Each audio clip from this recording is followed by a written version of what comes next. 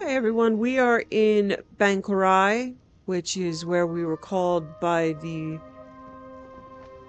Fighters Guild to speak to Aleph.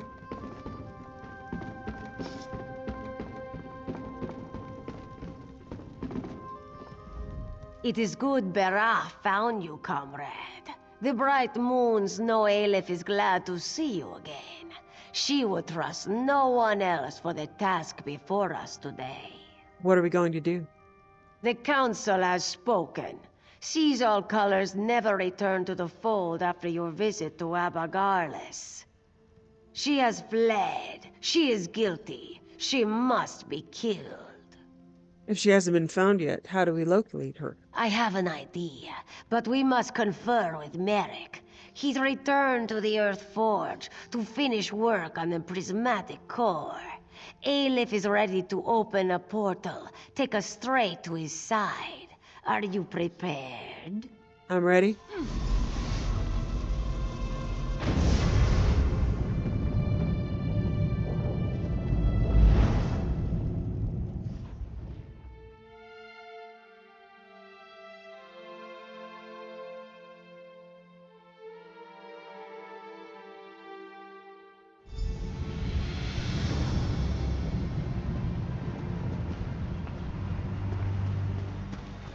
Seems like we were just here, yes? By forge and fire we prep for war.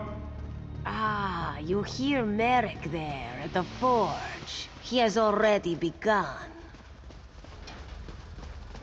With war in our eyes, we ready to die. This prismatic weapon could be a powerful force against Molag Bal, yes? Death in hand, we bear our blades. It is a difficult task we undertake today. To hunt a comrade. By Stendar's blade, we will settle the score. I'll begin the ritual. My friends, you came just in time. I'm almost done. My work here is nearly complete, comrade. The core will soon be a weapon once again. Truly? I believe so, oh my comrade. There's really only one way to find out. You will bear it into battle. The ultimate test will come against the Mortum Vivicus itself. What's the plan? No doubt Aleph has already told you of the Council's decision. The province generals have condemned Colors to death. She never returned to any of her quarters. She seems to be avoiding guild members. My friend, I don't know what to think. How do we find her? Aleph has a plan. Everything about what she proposed sickens me, but we are desperate. She believes Jofnir can find Colors, track her somehow, that they are linked. She also thinks... Bah! What? She thinks Colors has turned on us. That she's gone over to the Prince of Lies. That if we can find her, we'll find the Vivicus. Enough! My friend, before you speak to her, I must ask of you a question. What's that? The one bright spot in the room, the prismatic weapon. I can forge it in any form you desire. Stendar himself speaks through my craftsmanship today. What will you wield? A great sword, a long sword, a staff, or a bow? Staff. A fine choice, oh my comrade. It will be done.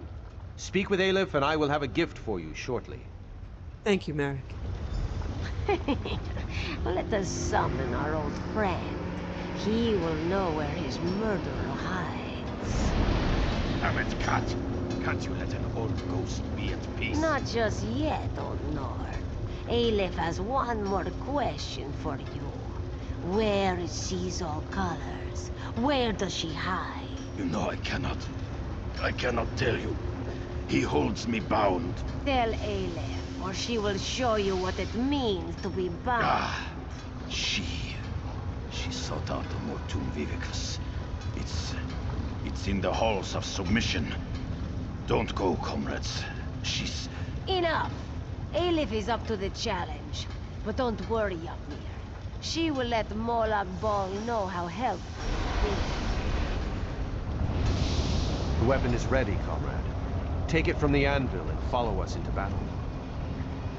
You guys just are not that bright. All right.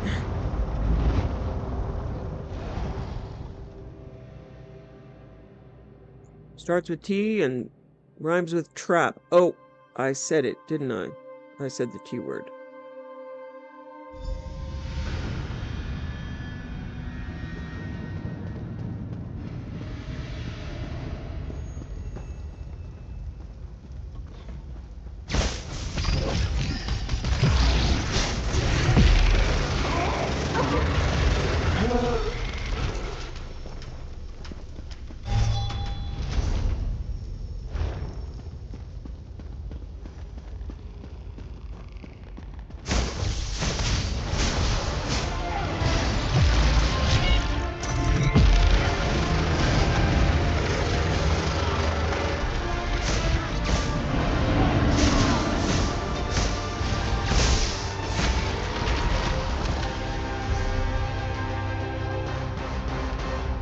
Prismatic flame staff.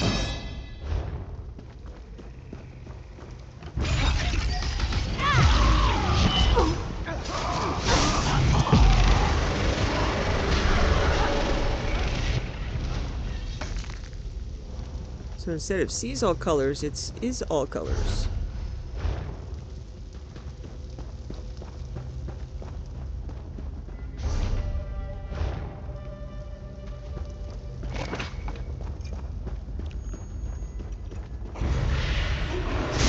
Never a dull moment.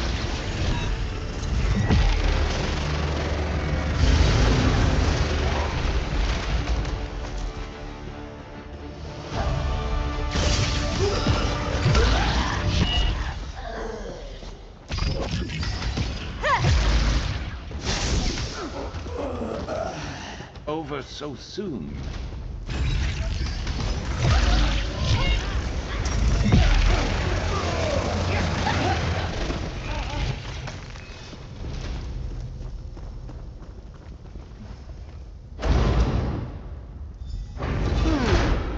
Just a moment. Aleph recognizes this set. Yes. These crystals control access to the room ahead. Comrade, focus on that first crystal.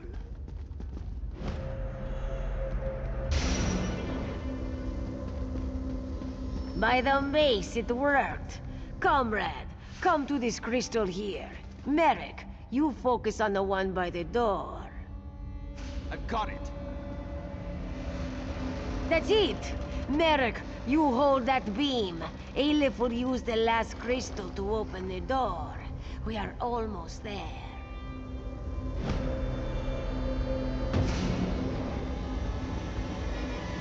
Just one more beam and we are through this door. Success! Let's go. Sees all colors must be close.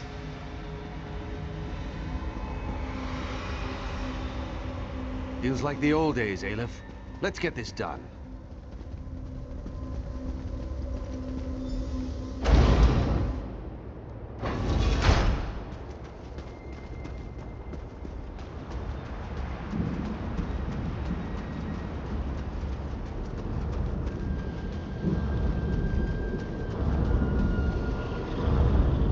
You must stop Aleph before it's too late. Yeah, see? And I still, instead of going, yeah, I know, I have to say, colors, we know. We know about Jofnir. What? No, my comrade. My friend. You have been deceived. Did you kill Jofnir or not? I did. Comrade, I served the Daedric Prince Meridia. She blessed me with a sacred mission. I mobilized the Fighters Guild to defy Molag Bal. Jofnir would not listen to me. And you had to kill him? The anchors were a danger to everyone on Tamriel. I received reports that cultists had begun harvesting souls for some kind of weapon. Jofnir would not listen. I had to act. My friend, I trust you, as does the Council. I put my fate in your hands. Talk to me, colors. What would you have me say? The Prince of Lies is everywhere. He undermines Meridia's efforts, places whispers in our ears.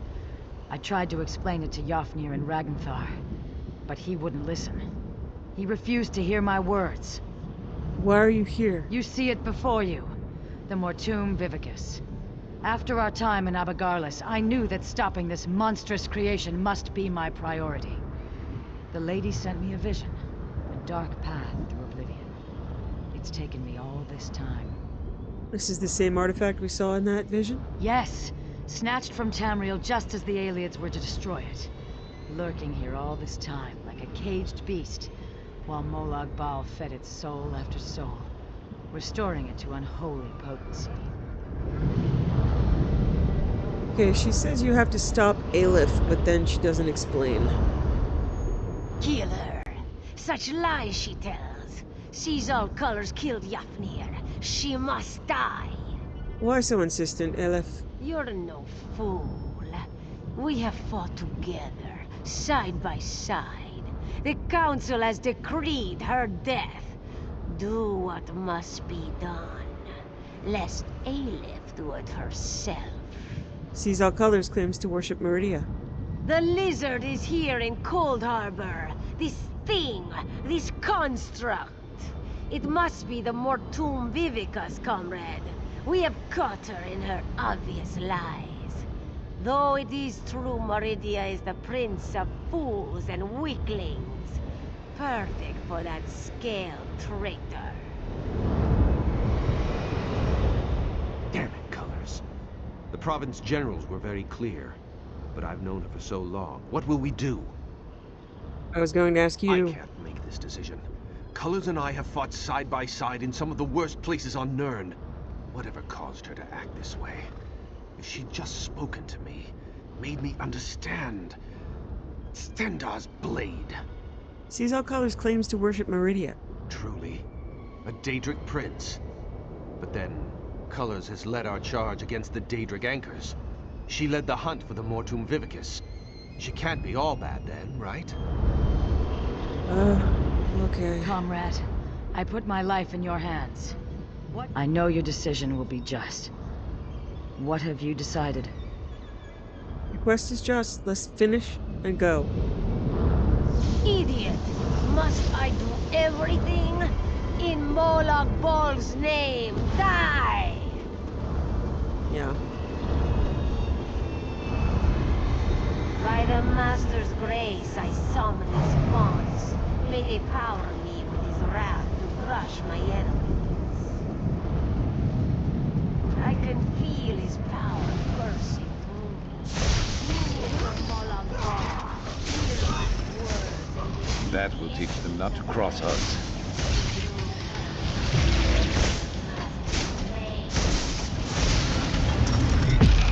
Yeah, when she was swearing by the mace, you know, Molag Bal's mace.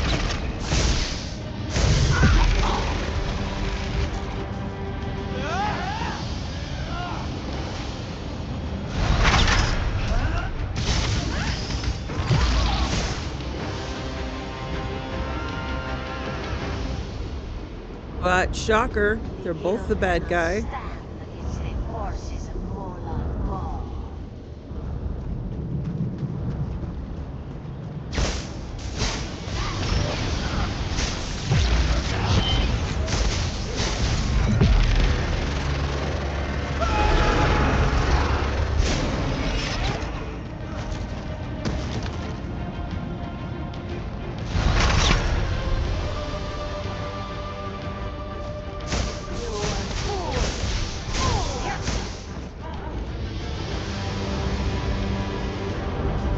I tried to tell people, but nobody listens to me.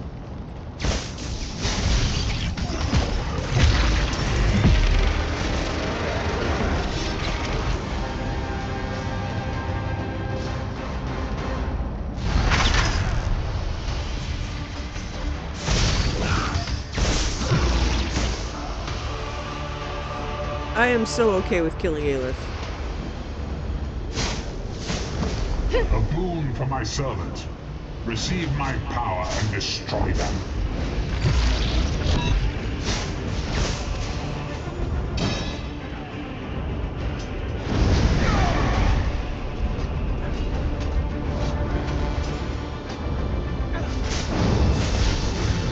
Aleph, you miserable failure.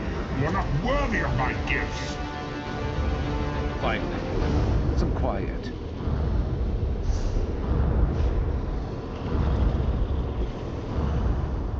Comrade, you've done it. I am free. Free from Raganthar's barrier and that dark cat's shackles. How are you here, Jofnir? I am here to keep you safe, comrade, and to help you see this task done. You must destroy this abomination, this Mortum Vivicus. What should I do? Throw the weapon into the center of the construct. Molag Bal's dark plot will be at an end. Don't be afraid. I will keep you safe, my comrade. I'll see it done. You did it. The traitor is dead, and Molag Bal's hold on Tamriel is weakened. You are wise, comrade. Wise and strong. Where is Merrick? Hey, man.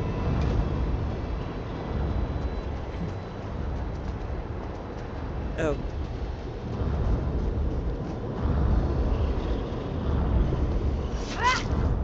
Done it, comrade. I will light your way home.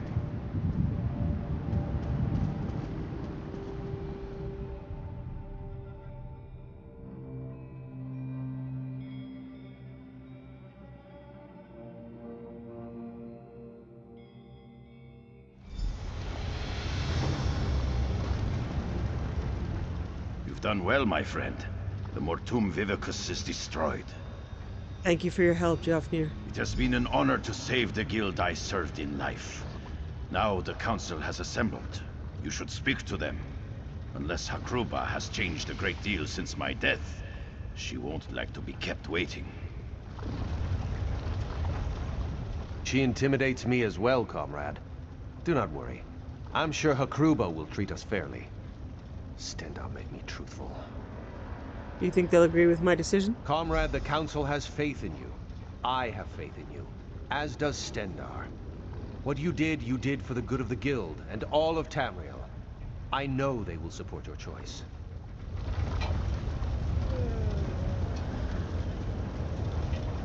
Comrade, it is good to speak with you again.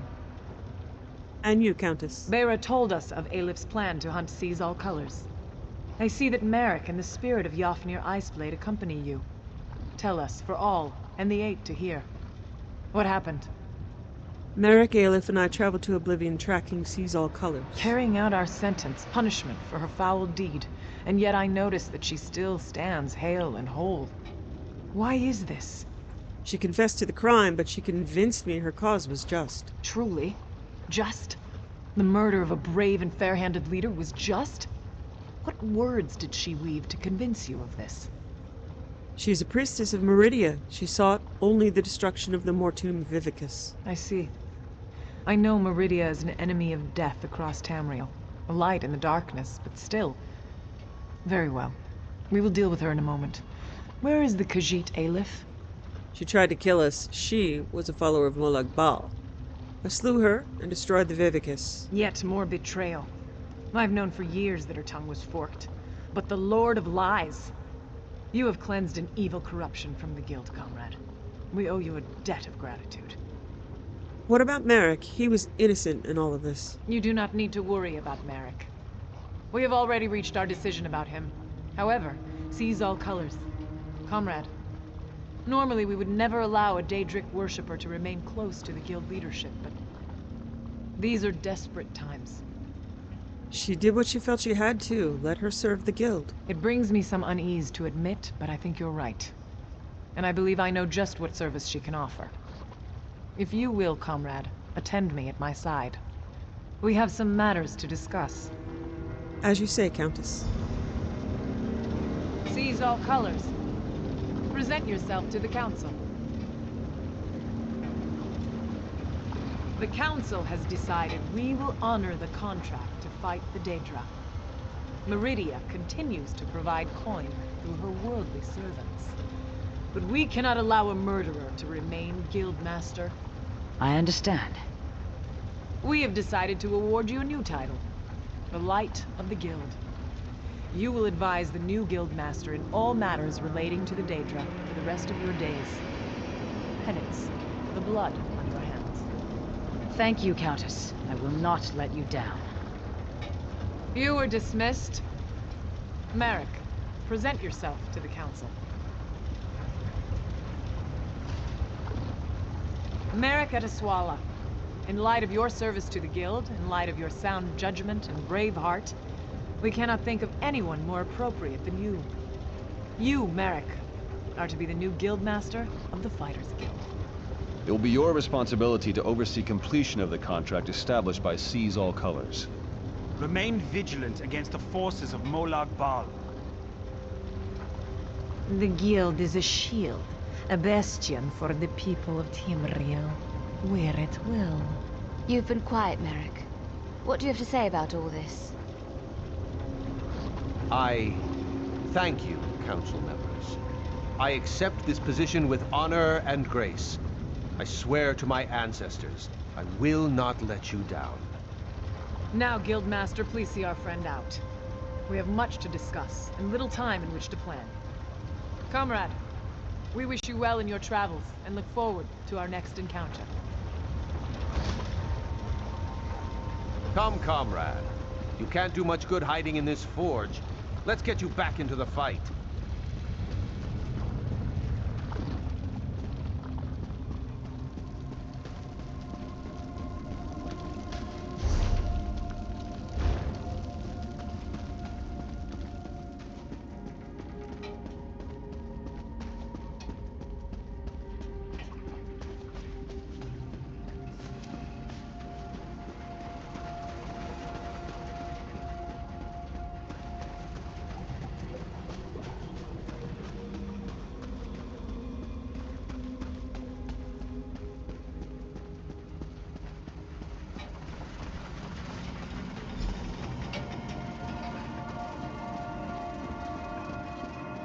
Speak with me a moment, comrade. Who could have known we'd be standing here like this, my friend? You destroyed an artifact of the Prince of Lies, and I'm the new leader of the Fighters Guild. Congratulations, Merrick. Stendar's sweaty sword arm. I still have trouble understanding everything that's happened. Aelif dead, a minion of Molag Bal, and Seize All Colors. Did we do the right thing? She was trying to do the right thing, and now you'll be there to mind her. Aye, you're right about that. But Aelif was my friend, comrade. I'd known her for... We used to joke, you know, about what we'd do if we led the guild. Without her, I don't know what I'm going to do. Well, what do you want to do? Do you have a favorite tavern? Ha! Right now, my friend, I will rest. What comes tomorrow comes then, and only Stendar knows what challenges we'll face. For now, I will talk to the council and plan for that tomorrow. Is there anything else before I go? Yes, actually.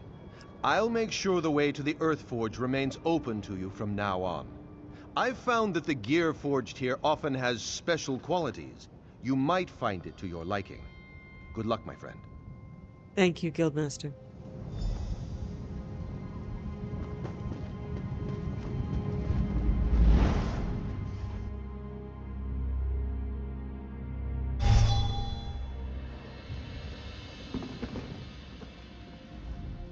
This great time of unrest within the guild is at an end. You've done very well, comrade. Jofnir, what are you doing here? I am bound for Sovngarde and the halls of Iskramor. But before I take my leave, I would make for you a gift. The prismatic weapon. I retrieved it from where it had fallen after the Mortum Vivicus was destroyed. I'm honored, Jofnir. You are a true hero of the guild, comrade. You deserve nothing less. What's more, consuming the Vivicus has unmade the weapon. It is once again in its primal form. I can return it to your hand in any shape you desire. What do you say, comrade? Staff, if you please. Comrade, I grow very tired. My time here on Tamriel has gone on far too long. I go now to join my ancestors, to feast in the halls of those gone by. I go knowing that the Fighters Guild is in very good hands.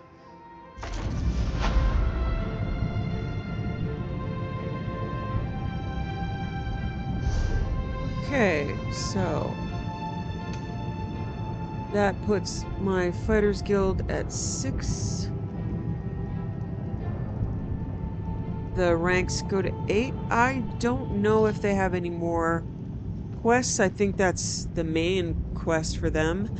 And then beyond that, it's dailies. And you also get Fighters Guild experiences for doing dungeons and things like that. So it'll go up slowly. Okay. I believe that's it. Okay.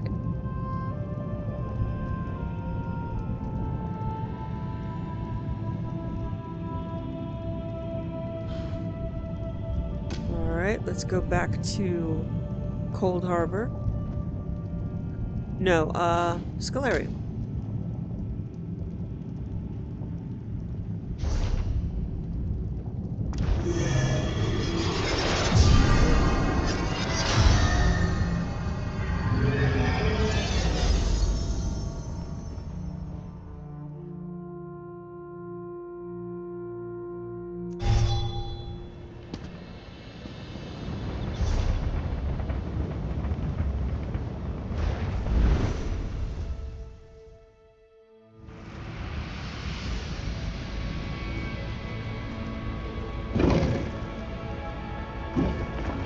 Yeah, I am gonna check to see. I don't know if they change their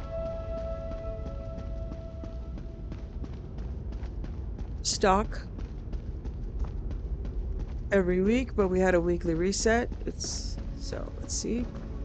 Have you scribed that? Ah, yes, they do. Every week. Okay. Riddle, heroism, knockback, gladiator's tenacity. That is excellent to know. Okay, I need an achievement for that. I have everything else. That is fabulous. Ultimate generation is helpful. Okay. Now I'm gonna have to run all my other characters out here.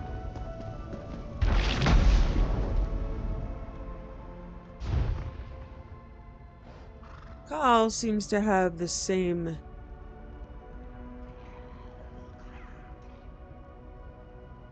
stock. Okay. That is good to know. Building up a good library of scripts for her.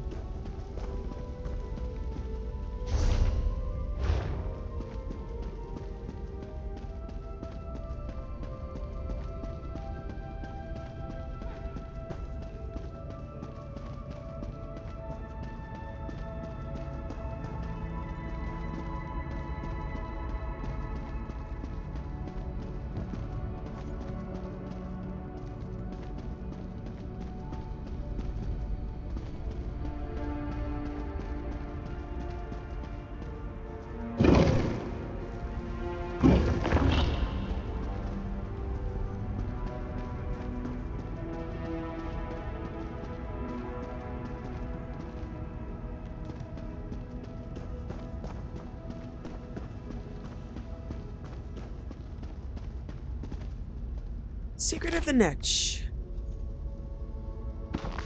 Osil's log, the Netch. My little library feels like it's taken on a life of its own. Some days it feels like I find new books around every corner, new secrets waiting to be uncovered. And tomes I'm not sure I didn't bring down here. Tomes I'm sure I didn't bring down here. The other day as I stood among the shelves, head down in some fascinating tome or other, I felt a sharp tug at the back of my shirt. Turned around, expecting the fox, of course, but no one was there.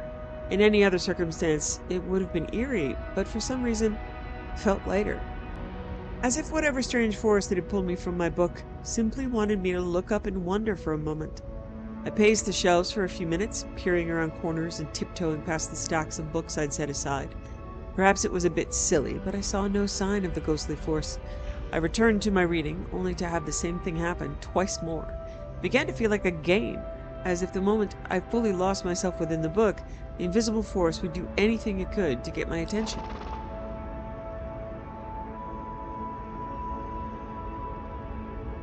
I've decided the next time it happens, I'm going to act as if I don't notice it at all. I wonder what it will do if it feels it's being ignored. Today I returned to that particular corner of the Scholarium. I found my books had been rearranged into the shape of a massive squirrel. After sorting out my reading materials and doing a cursory check on the nearby shelves, I settled in and waited to see if my invisible playmate would return. After a few minutes, it did, even more eagerly than yesterday. As much as I wanted to turn around at the insistent tugging on my clothes, I held firm to my plan and ignored it. I think this may have thrown off the creature, as it was quiet for a few minutes after that. Just when I started to think I had perhaps offended the being, my book leapt out of my hands, seemingly by its own volition, hovered in the air in front of me.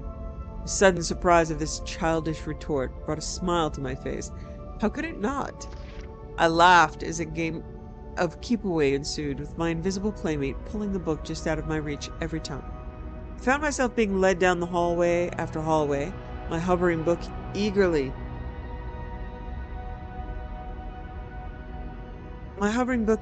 marking the way down the passages.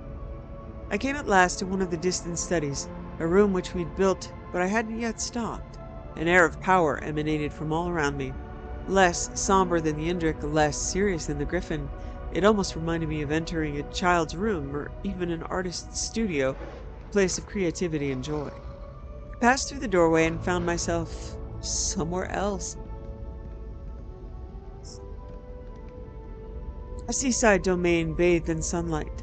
Though I waded through shallow water, my feet stayed perfectly dry, a considerate touch of the magic. Basking in the warm sunshine was a large glowing netch that bobbed happily in the sea breeze, and as I approached it, reached out its tentacles as if to embrace me. Somehow I knew the netch meant me no harm, quite the opposite.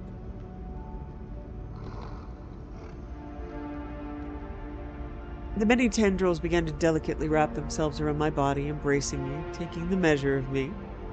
"Hello there," I said at last. As I spoke, the netch loosened its tentacles until there was only one left draping over my shoulder.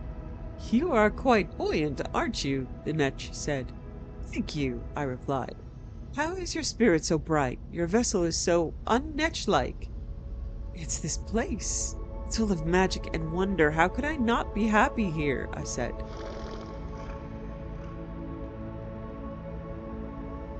At this, the netch seemed to float a little higher.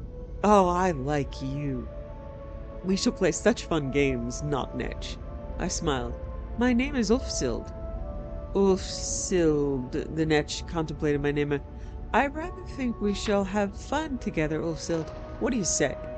Pause, but only for a moment. "I say, what do you want to play?"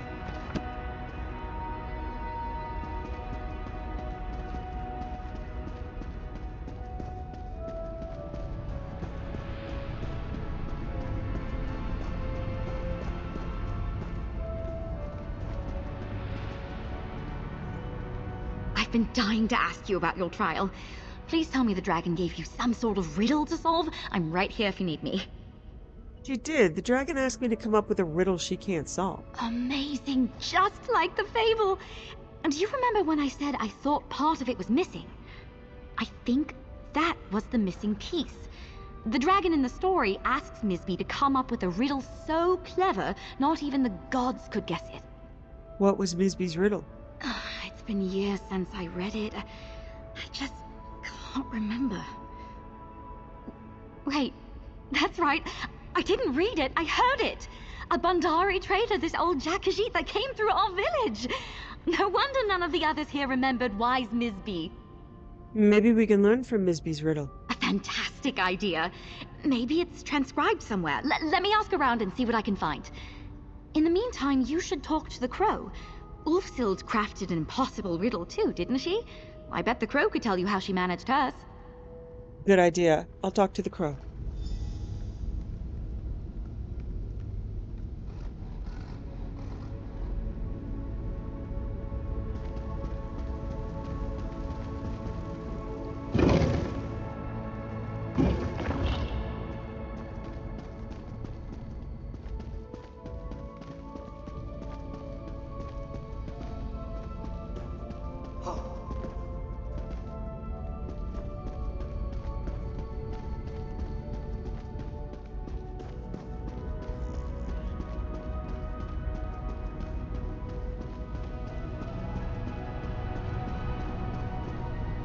That look on your face.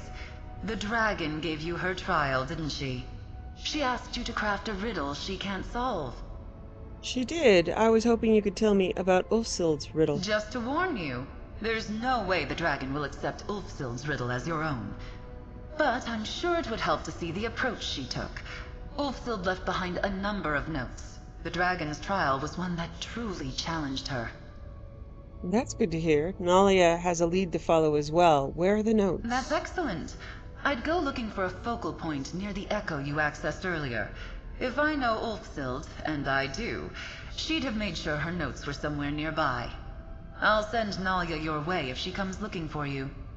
I'll go looking for those notes.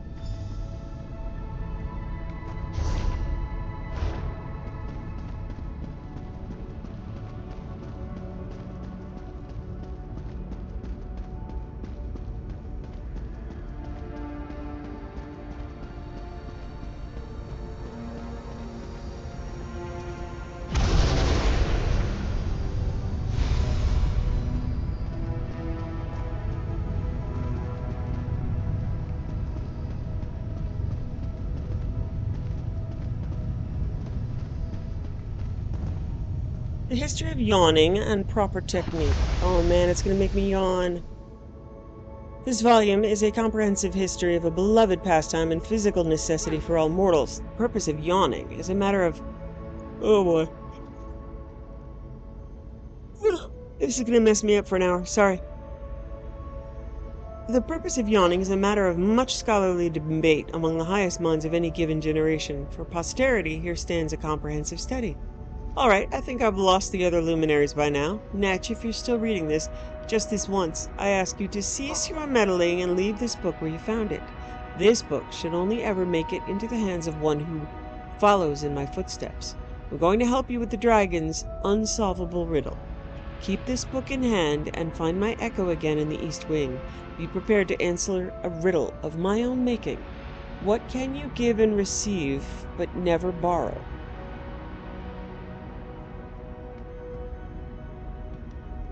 Love?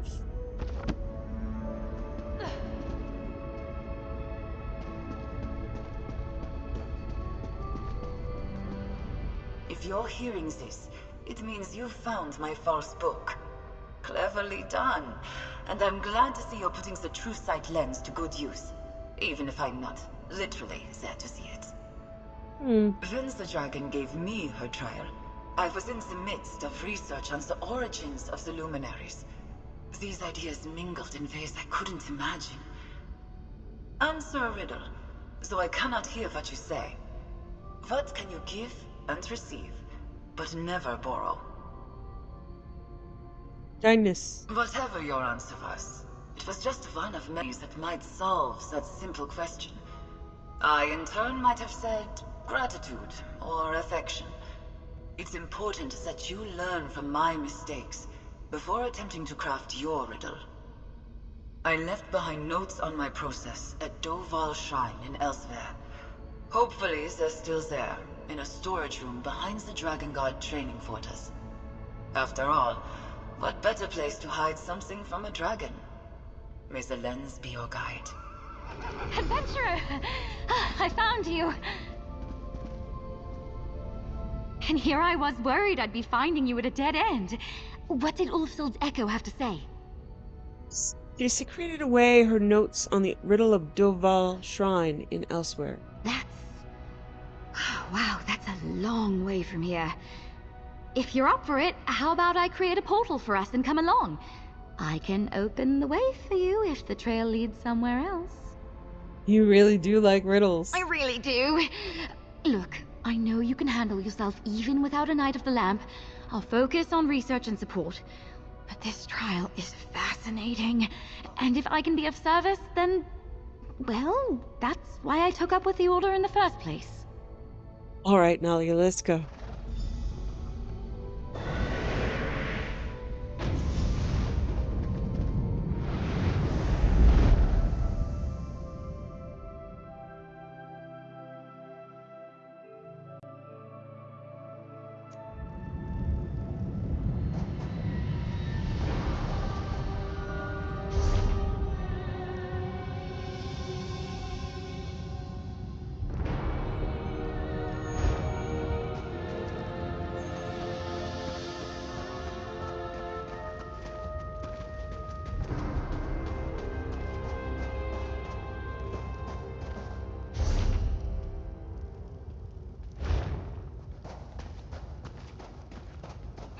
place is massive.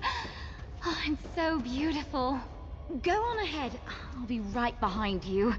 Laren would kill me if I didn't take a few rubbings before we leave.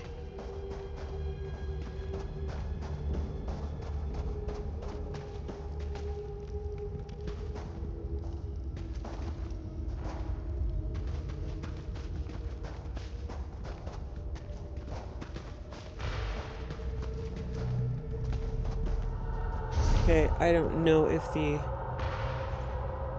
archives are available.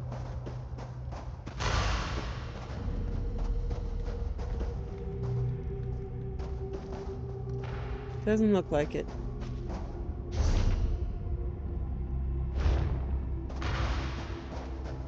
Ah. Dread their return and prepare. Kavresh Hokai Delusum. Gone are dragons from the dawn. Dread their return and prepare. Train body for agony. Hone mind for clarity. Raise soul for victory. Kavresh Hokai Delusum.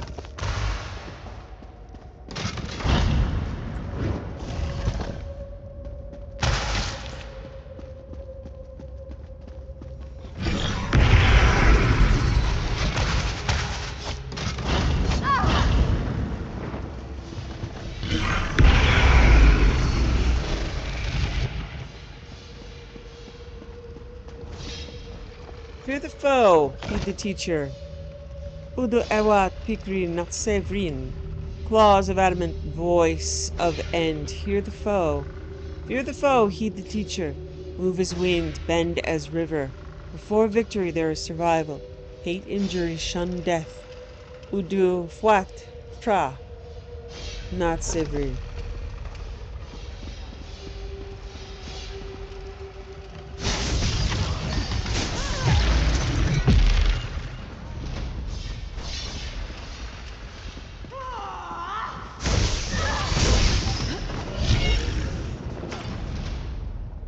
Gone from sainted memory.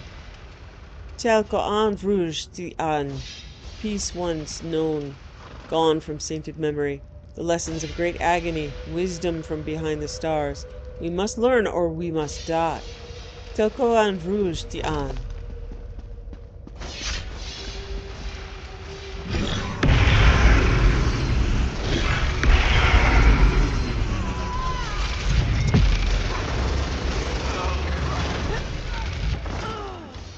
Stay ready. Never know what else might be headed our way.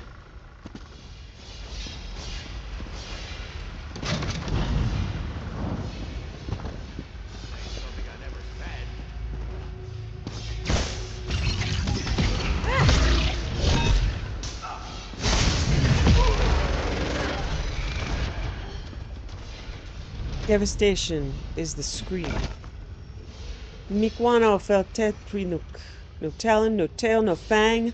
Devastation is the scream. To sunder stone and armies keep silence with our foe. Let the shout die in the throat.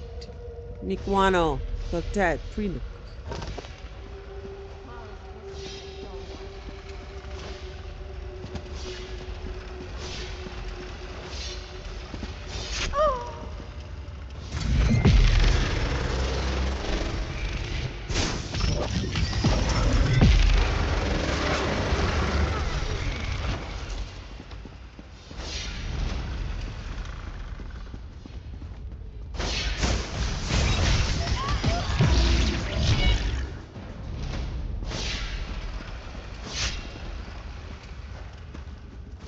Journey to endings.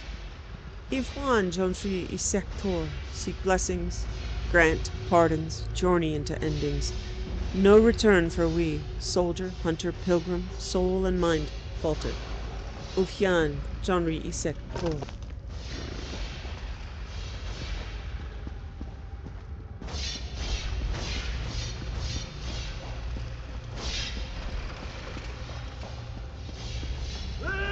Let's go.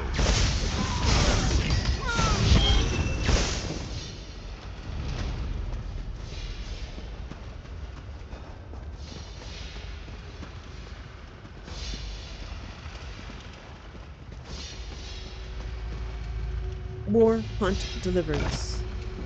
Gomhak wrote to Kenry. Journey on with many names. War, hunt, deliverance. None take spoil, none seek glory. When kin or gods must die, enough more beautiful. None take spoil, none seek glory. When kin of gods must die, though more beautiful than we. Gomhak wrote to Kenry.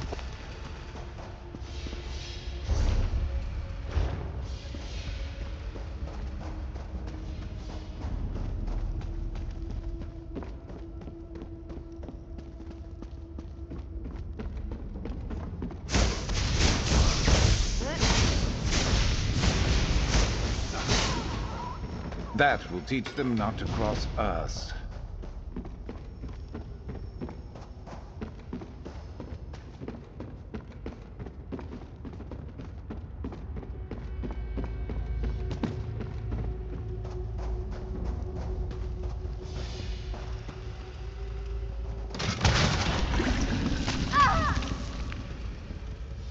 Wow.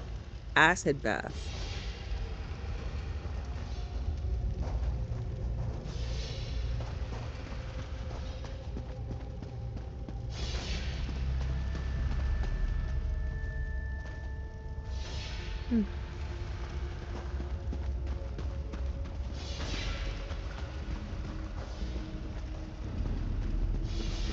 So we are either in northern or southern elsewhere. And this is... Okay, yeah, this is northern elsewhere. So these, Seems this is all I ever knew. these inscriptions have to do with that.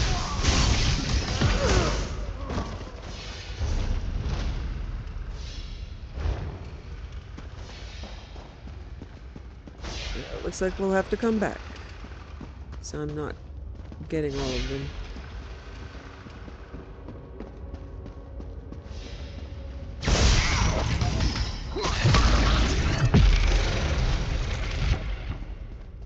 Kingdoms fall, people wander. Nor find vid ki usok. No faith outside. Brethren, kingdoms fall, people wander. No faith outside. Brethren, kingdoms fall, people wander. Our vigil without end, longer than walls can stand, stronger than thrones. Nor fa indvik kel usok.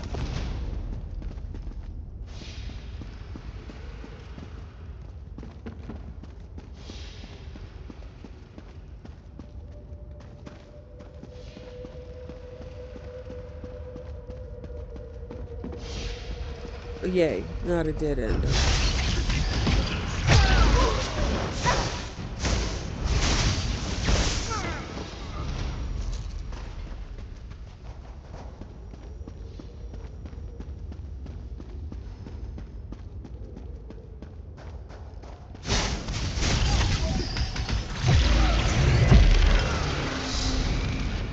Impressive.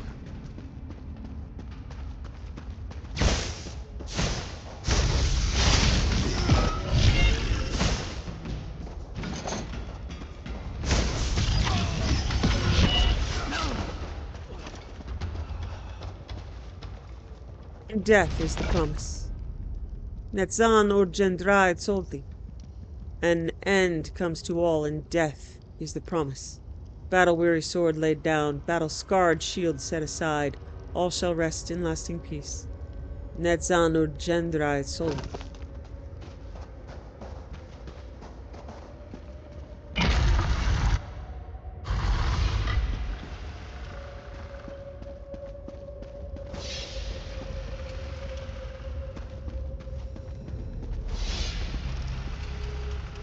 To wear dread mantle. Venistro dosek kan fun.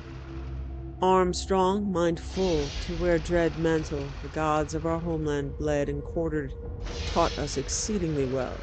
Then throw dosek kan fun. So we are in Doval Shrine. Dragon is Dova, so I imagine these inscriptions are translated from Dragon speak.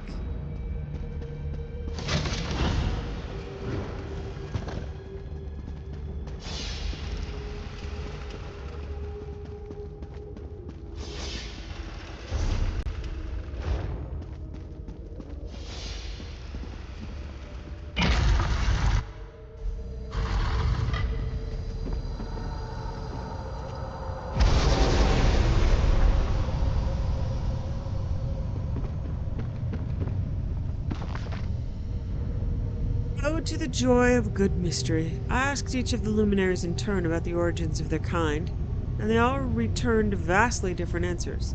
I plan to use this to craft my impossible riddle for the dragon. Owing to the nature of the griffin's birth, his answer changes each day. One day it's all magical might, the next is an amount of magical expended. But his unwavering belief that he's finally got it right is always the same. The Indrik thinks he was manifested from pure thought, an invention of a mind that craved to make sense of the world throughout stories. The Netch refuses to give me one answer, rotating through as many tales as it has tendrils. The dragon seems almost angry that I care about this as much as I do. She's perfectly content to focus on the universe within, as she puts it, rather than contemplating the past. Here are, in no particular order, my own theories. 1. Luminaries are fallen tiers of Aetherius. We have observed ethereal energy in many different forms, mostly crystalline. Why not as spirits with physical manifestations? Luminaries are experimental beings made by the Aedra and placed deliberately in our plane to guide and protect us. They are to Aetherius what Daedra are to Oblivion, just much rarer. They're a natural part of the magic cycle if we imagine magic is like water. The luminaries are like aqueducts, carrying it to our plane and casting it around them like a glowing lamp. Griffin believes that it was placed in it as an after effect of a powerful mage's spell. Perhaps there's something to this. Luminaries being made or shaped by someone in our plane. Or are they pure manifestations of thought, like the Indrik says? Feats of great magic. If someone made a luminary, even accidentally, can it be done again? That none of the luminaries truly know their origin made me wonder if knowing their origin was dangerous somehow. Comprehending the nature of their existence alter something within them? I considered this a possible strength of my riddle. Then, if the dragon could not conceive of the answer, there was no way she could guess it. Satisfied with this line of thinking, I went to the dragon with my riddle, "What is the origin of the luminaries?" I compelled her to seek counsel from her fellow luminaries if she needed help. I did this so she could see that her answer could not possibly be the absolute truth. This was a tremendous mistake on my part. Luminaries don't feel the passage of time the way we do. The ensuing argument lasted nearly 5 moon cycles. I sought Shell's advice, but he was busy in his own studies, and I could tell he thought the whole ordeal was rather petty. In the end, I could not bear to see my friends argue like that. I rescinded my riddle and asked the dragon for another chance. After so long crafting that first riddle, I have no idea what I'm going to do. I'm taking a break from Ivea. I'll head to Sunamir, my quiet little sanctum near Sunhold, and think on where to go from here. Climbed up here, full plate armor on. Huge mistake. Looks like you found something at least. Listen, I climbed plenty of trees back home, and I'm nothing if not committed. Let's not talk about it. Did you find Ulfsild's notes? I did. It looks like her original riddle was about the luminaries. Let me see. The luminaries all have different opinions on where they came from. They started arguing, and to keep peace, she decided to try a different riddle. So she left her thinking... Wait, really?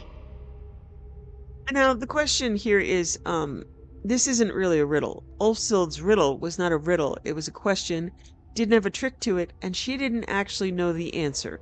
If you ask a riddle, you have to be able to confirm or know the answer, yes or no. So I reject that. What is it? Sunamir, the study, the ruins where you and I met.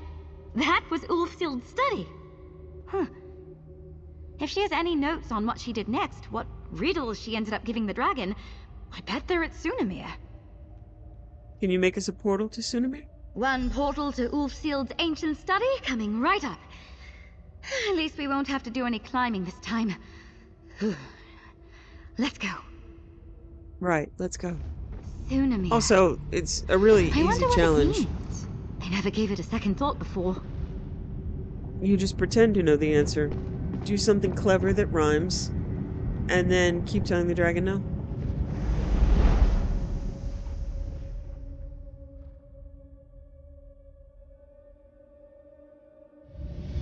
on mountains high did this appear. To see it now would bring a fear. What am I?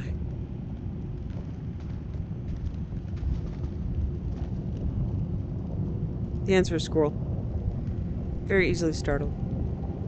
I don't think that the dragon's ever going to come up with that. And the Netch would find that hilarious. Sorry. I was composing.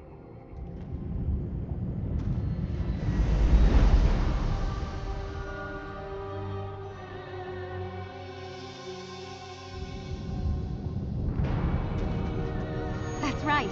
This portal closed once I brought the others through. That wolf-sealed echo is still quiet. Is there anything else hidden around here?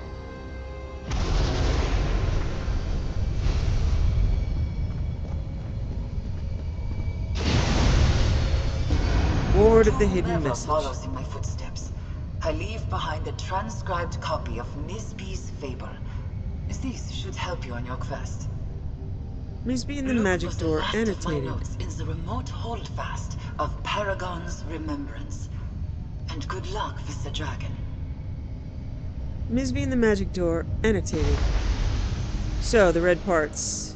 Is such a thing possible? To fit infinity inside of infinity? So, Misby says the answer is the answer. Red, there it is. Perhaps you see where this is headed, Inheritor. It's not enough to be clever or trick the dragon. You have to trap her.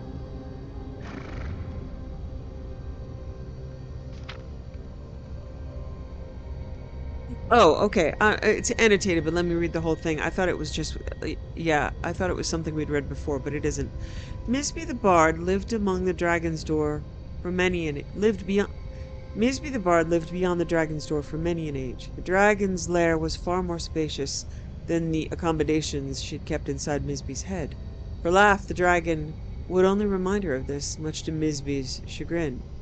Stop saying my head is so small, said Misby. My head must be infinitely large, for at one point it fit all of your infinite-sized ego inside of it.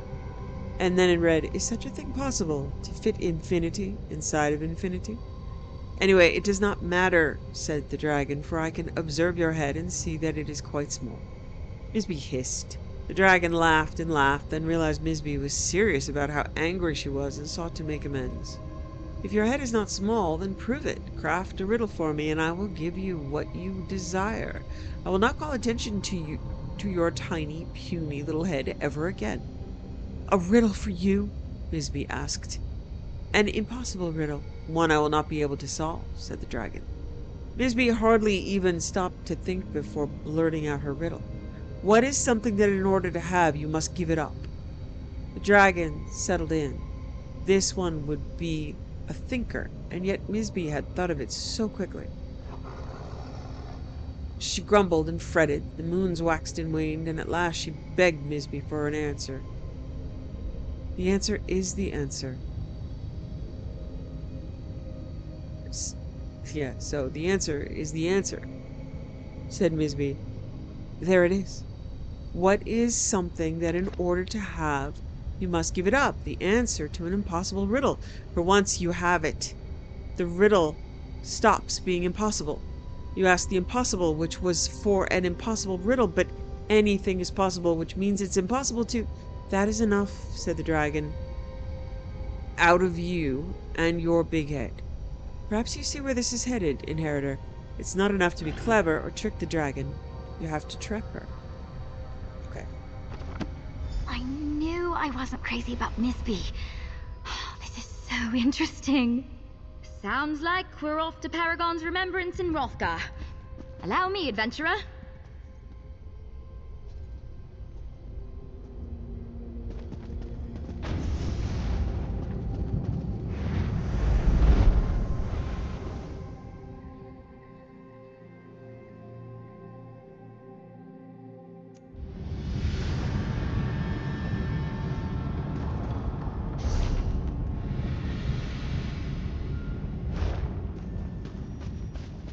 Not quite the welcome I was expecting. This place must have been very different back in Ulfsild's time. I'll guard your backside. Head in, and I'll be right behind you.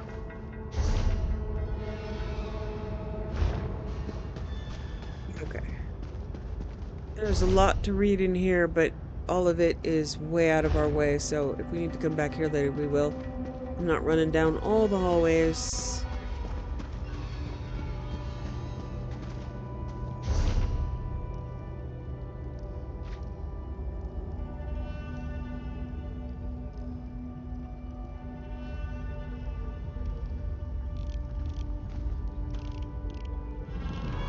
I can't tell if this is a public dungeon or not, so... Alright.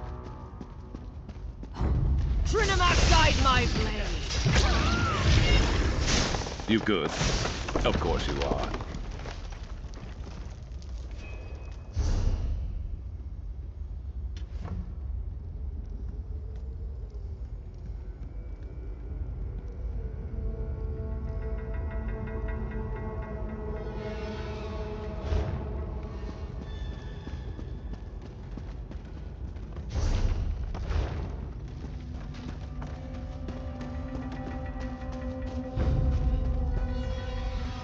Your death will elevate me! For the...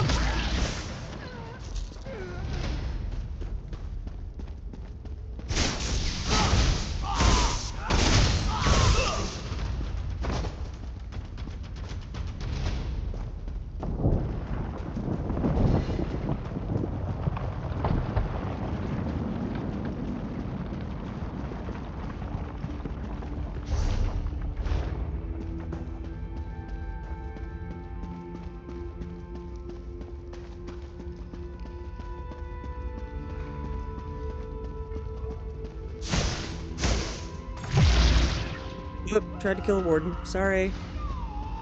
Sorry!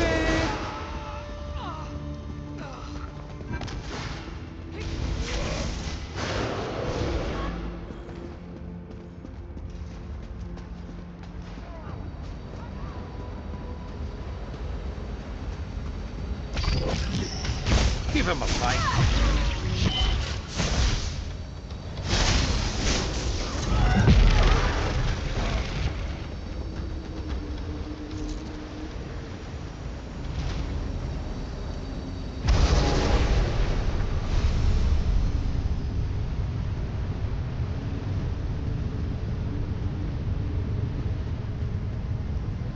Ulfsild's notes, the impossible riddle.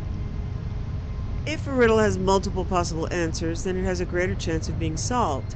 And when you're up against the master of riddles, the fewer possible answers you can give her, the better your chances are of stumping her. What is the thing that in order to have you must give it up? There's one answer. The answer is... There is one answer. The answer to an impossible riddle. An elegant solution from Nisby, but it only works once. I couldn't give the dragon a riddle with no answer, or one that I don't know the answer to. Well, what about a paradox?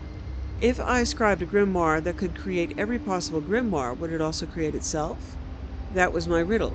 I gave her time to answer. Whatever answer she gave, I was able to argue against it. Our conversation ran in circles, and at last, happily sated, she conceded. My magic was forever altered, but I was already thinking ahead. I was thinking of you. When I said my farewell to the Scalarium, I told the dragon about you. This was for your benefit, I promise. I told her 3 things. I said you would have a mind worthy of her riddles. I said you would bring her what she asked for, a new impossible riddle. And I said very carefully that you would never claim to be my inheritor. Hopefully you see where this is headed. I have faith that you do. And if you don't, never be afraid to ask for help. I've learned that we need not all struggle alone in pursuit of something as simple and joyous as a good riddle. So, There is you the are. riddle, am I Was that a note? Ulfsild's Let's inheritor? get back to the Scalarium, and we can go over everything we found.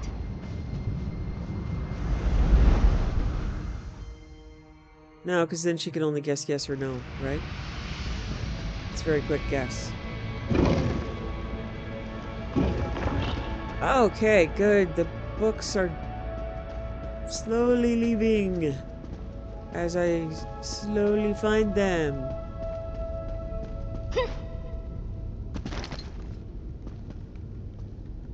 That was certainly an adventure, wasn't it? A jaunt through ancient ruins to craft an unsolvable riddle. Not what I expected when I woke up this morning, but exactly what I needed. What was in her last notes? Anything that will help? Here's everything I found. Let's see. Ulfsild made a riddle that started a fight among the luminaries. Then she took cues from the Misby fable and tried to craft an impossible paradox. A paradox? Wait, could it be that simple? Could what be that simple? Ulfsild says here she told the dragon how to recognize her inheritor, but she told you not to say yes when the dragon asked. That's it! Ulfsild set this up for you all those years ago. Your riddle is, am I Ulfsild's inheritor? Dragon said I needed to understand her mind. You don't think she'll be able to work that out? But that's just it! This riddle is perfect for her mind. She loves puzzles, twisting things around in her head. What's twistier than a paradox? That's it, I think. Go ask the dragon if you're Ulfsild's inheritor and complete that trial. All right, thank you, Nalia. This is what Ulfsild's notes were pointing to. I know it.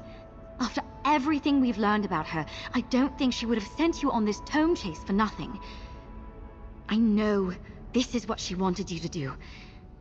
But, just in case, good luck. This isn't really good because there are 3 possible answers. Yes, no, and maybe. To which she would have to answer yes, no, or maybe. 3 chances to solve it. And you'd have to know the answer. You know that the answer is yes.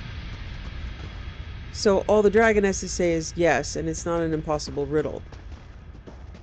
Because you are.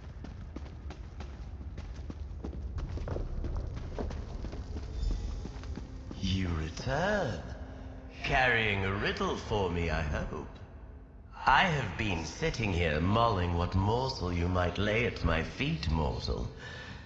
I honestly hope I am not disappointed. Out with it.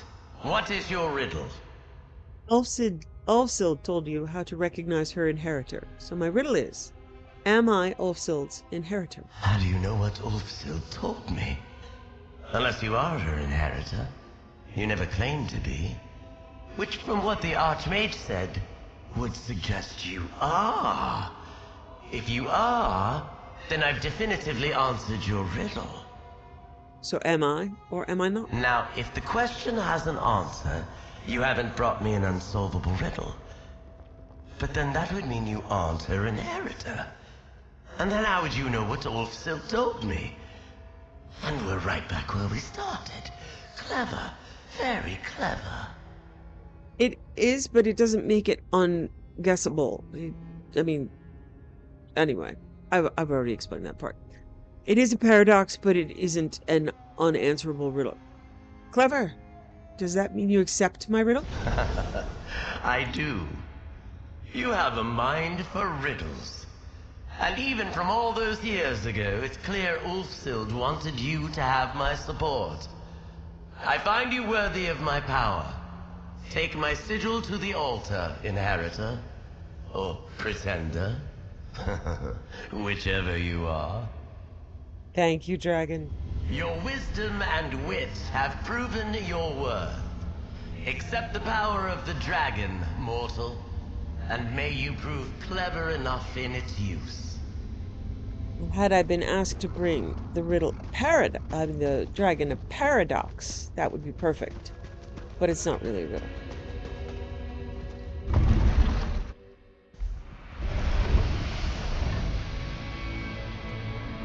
Oh, right. I have to take the actual sigil. Okay. Excuse me. Sorry. Sorry. Yes, I'm sorry. I tried to prove I was smart, but I'm not. Anyway, thank you for the glowing thing. Thank you. Thank you for the card game. Thank you. I'll try not to run off the... Okay. I'm just going to run in a straight line.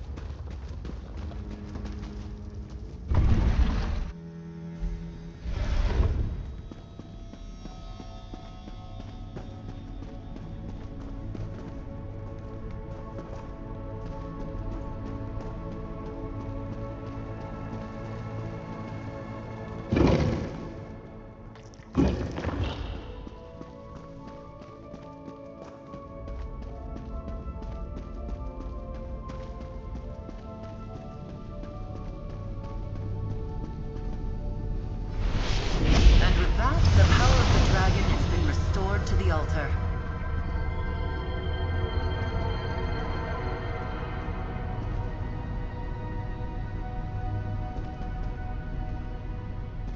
Okay, there's still the final door.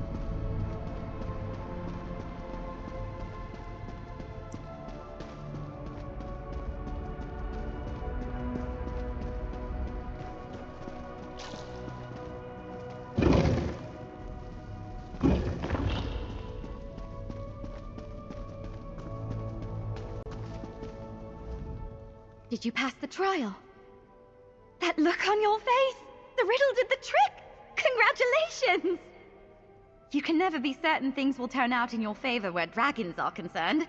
Even if she's not a traditional dragon. The riddle did the trick. Thank you for all your help, Nalia. Hey now, this was a team effort. And of course, Ulfsild herself set the stage for our success all those years ago. My usual day is filled with protection, patrols, and portals. This was a nice break from the usual. Another wing taken care of. Incredible. With the dragon's power amplifying the altar, who knows what secrets you'll uncover out there in the world. We pulled together, solved her puzzles, and followed fully in Ulfsild's footsteps. Not bad for a night's work. Ah, at last! We come to the final wing. Ulfsild's log, the dragon. I've never met a mind for riddles. There's something... I've never had a mind for riddles. There's something about them, isn't there? Something that pricks the ears, even to the likes of me. An irresistible allure to find that hidden meaning. That's what I grappled with after hearing the fable of Misby. It was told to me by a moon singer among a band of nomads we met when traveling through the jungles of Malabaltur. Just listening, I knew there was a layer deeper than the riddles in the story. I could almost see it. If only I had committed it to page somehow, I'd pore over the words until the solution took shape before me. When we stopped that night, it was hot and humid, even for those unaccustomed to the climate. A Nord like me would have lost sleep even had I not been thinking of Misby and her dragon, their riddles. I left Charles' snores to our tent and wandered, hoping to find the nomad who told the story. Perhaps I could catch her early and she'd tell it to me again. But the only one I found awake in those small hours was gazing up the stars. A springy little Cathay Khajiit so young his stripes had only just started to come in. I settled across from him at the fire pit, which must have died hours ago. Shouldn't you be asleep, young one? He kept his eyes lofty and told me he liked to watch the stars move across the sky. I asked him if he had a favorite star or sign, and he grew shy, hiding his face. I wonder if she sees me. Who? I looked up as if I might catch whoever it was talking about staring at us. Who? I looked up as if I might catch whoever he was talking about staring down at us. She's not there now, he said. Under the thunder of galloping hooves, she raises her gaze twice nightly to wink at me. A riddle! How fitting! The moon?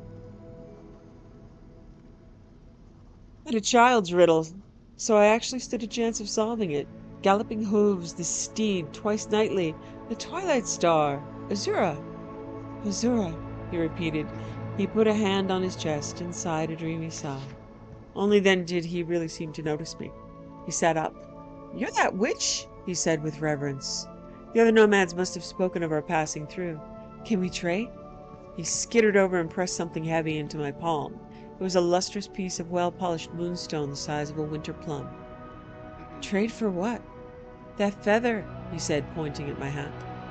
Oh, that feather. I was quite reluctant to part with it, and I said so much to his dismay.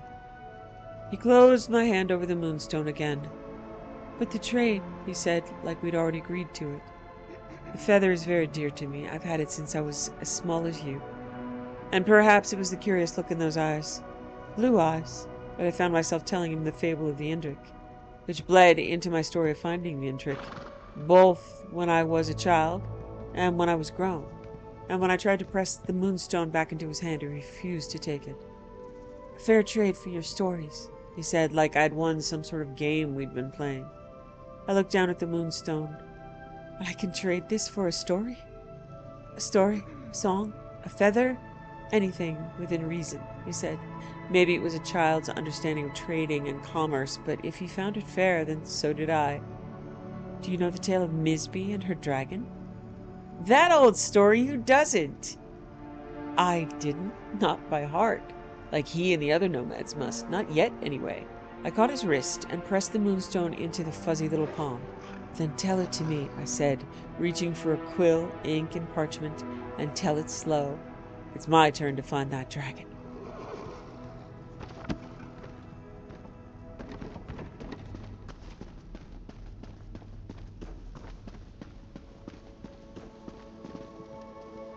Thulgeg's March by Crowther the Rememberer.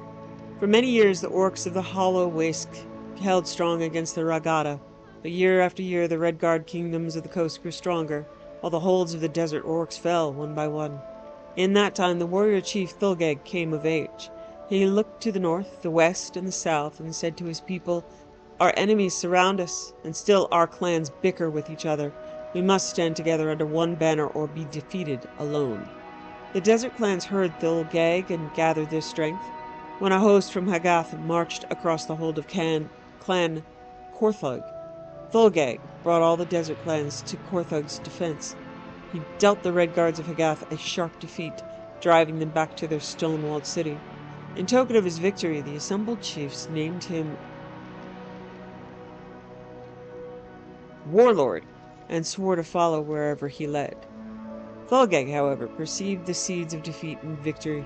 Even united, the clans lacked the strength to overwhelm Hagath's walls. The warlord stood upon a hill looking down on the city and thought long before he came down again. "Our homeland is a house with 3 open doors," Thulgeg said to the desert chiefs. "The sea rings our desert on 3 sides. We cannot win a war against enemies who can come against us from all directions at once. But in the east we can put our backs to the mountains. We must win our survival with our feet, not our spears." Heavy were the hearts of those who heard Thulgeg speak, but they knew he was right. While the Red Guards mustered their strength, the desert clans took apart their forges and gathered all that could be carried. Then Thulgeg led them east. Many goblin tribes joined their ranks, swelling their numbers. Through the canyons of Tygonus, Thulgeg marched, a journey filled with thirst and suffering equal to any battle. In the fallen wastes, the Red Guards of Helra sought to stop him, but Thulgeg led a vanguard of 1,000 warriors against the foes in their way and cleaved a path for the desert clans following him. Turning north, Thulgeg came into the gates of Bankarai, hoping to cross the mountains before the pass could be held against him. Alas, word of Thulgeg's march had run ahead of his clans, and the men of High Rock stood ready to defend the pass. Once again Thulgeg hurled his warriors against the foes, but after a long day of battle the defenses still held. With a great Red Guard host gathered at his heels, Thulgeg knew he was caught between the hammer and anvil. He called his chieftains together. "We cannot stay, but we cannot leave foes behind us," he told them. "Let our clans march on to the mountains under cover of darkness, but leave our campfires burning. I will remain behind with 500 warriors so that our foes believe we are still here." The clans did as the warlord commanded. For 3 days Thulgeg feigned assault after assault, keeping the men of High Rock behind their walls and drawing the Red Guard host north to Bankarai, while the desert clans retreated into the mountains. Only then did Thulgeg and those few who survived make their own escape. When the Red Guard host came to the deserted camp before the walls of Bankarai, they saw the dead, and they saw the abandoned tents. There they stopped, believing they had destroyed the desert clans to the last orc. The warlord's people survived, and in time Thulgeg led them to Hrothgar, where they helped lay the foundations of Orsinium.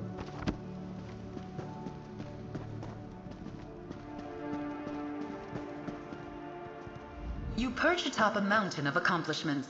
An interloper no longer. You've unlocked the wings of the Netch, the Dragon, the Griffin, and the Indrik. Now, only a final door remains. The unmarked door. Is it open now? It is, and beyond lies your final trial to restore the Scalarium. Your proctor for this test shall be me. As you may have already guessed, I am the last luminary who might lend their power to the scribing altar. The final wing is your wing? The wing of the crow. When we first met, I said that it was up to the luminaries if you would be Ulfsild's inheritor. Now, you face a test unlike any you have seen before. There is an echo of Ulfsild nearby. Listen to it, and then we fly. Let's get started. Okay. We will be back for the Wing of the Crow.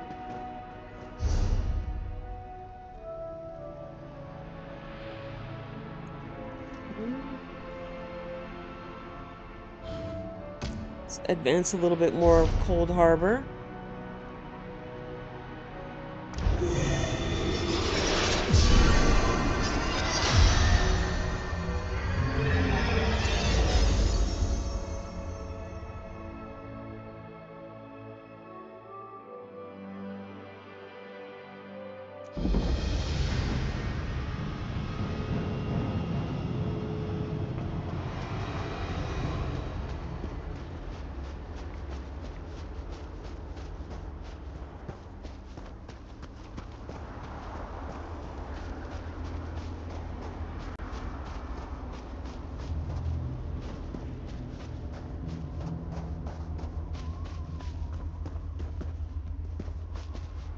The Black Forge. Inventory report. By Kangal Nazrikor. Raw materials for the Great Shackle. Supplies of ebony alloy, cold iron, are stable at 17,500 tons, but that's barely enough to forge the shackle. Given typical rate of loss in the casting process, it might be wise to send for another 2,000 tons from the mine burrows in the side of the mountainous corpse of the Iron Colossus. Better safe than sorry. I'm honored to report that we have discovered the source of the depletion of the supplies of the charcoal of remorse. Cinder imps had been getting into the vault through a forgotten plasm duct and gorging on the Sea of R. We learned this when we found one so bloated it was unable to get back through the duct opening. We sent in an explosive ductworm, which found the nest and discorporated all the cinder imps. Deficits in the supply of charcoal of remorse have been made up by increasing torment quotas in the Kothringi soul shipment. I don't want to be one to point talons, but it's my duty to report that even if the shackle is forged according to schedule, we'll not be able to quench it if we do not receive our shipment of the blood of 1,000 innocents. We've gotten repeated assurances from Exsanguinator Thortlantics our shipment will be on the way any shift now, but so far we always received our promises. I hesitate to elevate this to the overkill level, but I think it's high time the matter was looked into.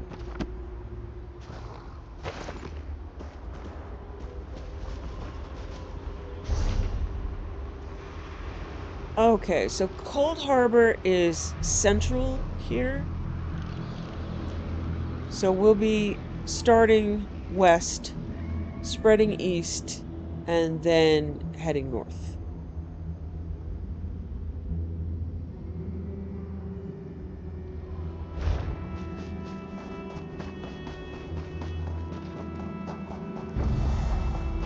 So there are a lot of bridges in this realm that it might look open, but there are a lot of locked access points. So we have to go with the story progression, because these bridges north mostly are going to be hard to get to. Okay, so let's head here, run here, open that, do this, go there. And just like with Glenumbra, I will be clearing the zone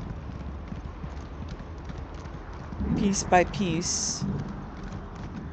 So I won't be going just strictly on the main quest. I'll be clearing all the delves and all like that. So we will be working on Glenumbra and Coldharbour as regions.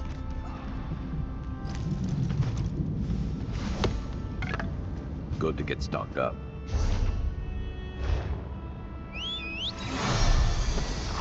Weirdly, it's got a lot of way shrines, and they say people get lost when they port. No, not really. I mean, I'm grateful there are a lot of way shrines, don't get me wrong.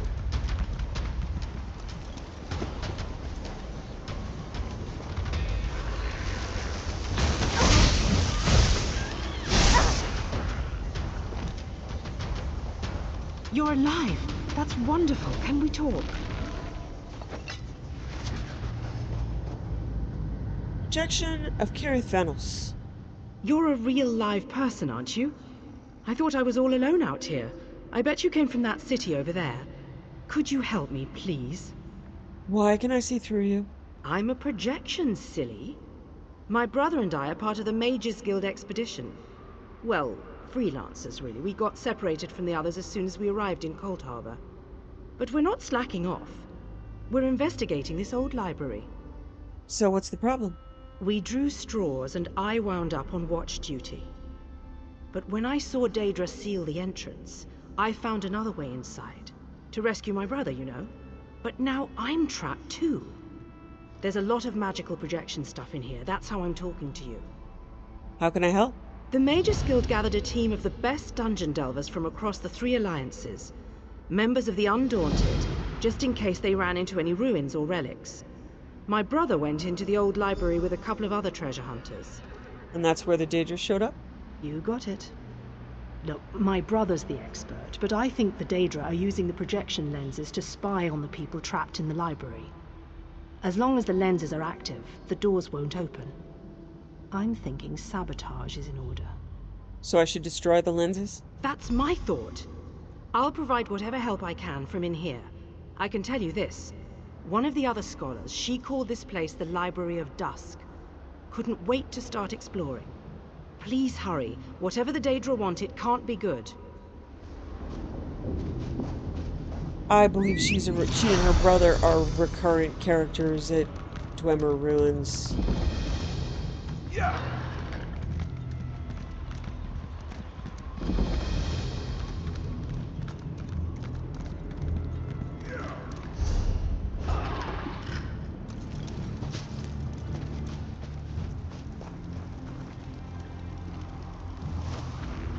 This pack was apparently left behind when the camp was abandoned. The pack contains some dried meat, a few pieces of fruit, and a handful of root vegetables. It also contains a signet that identifies it as having belonged to a member of the Fighters Guild. I should look around and see if I can determine what happened to the Fighters Guild members. Captain Alfuri's journal. Something definitely went wrong with the portal spell. Instead of arriving in Coldharbour as an invading force to be reckoned with, we wound up scattered to the 4 winds. I'm now a captain without a command. The others that appeared with me, we've been fighting or running since we got here. We finally found a relatively safe spot on the edge of a dark forest and decided to set up camp. This is the first time since we arrived that I've felt safe enough to just sit down and record my thoughts. Time seems to flow differently in this realm. Sometimes it feels like we've only been here for a few hours, and other times I could swear we've been here for days. The mission has turned into a colossal failure. Instead of stepping through the portal together, we were thrown in all directions, strewn about like so many dry leaves in the bitter wind. Luck was with me, though. I landed on the company of Kemodakajit. If only the rest of my luck had turned out as well. We found ourselves in a strange ruin east of this camp. There were cold flame Atronachs everywhere, intent on roasting us to a very fine blue crisp. We dispatched a couple of the creatures before we were forced to turn tail and run. For some reason, however, as we got close to the forest, the Atronachs stopped chasing us. They suddenly seemed to lose interest in us and returned to the ruin. Well, I guess I should stop writing now and help finish setting up our camp.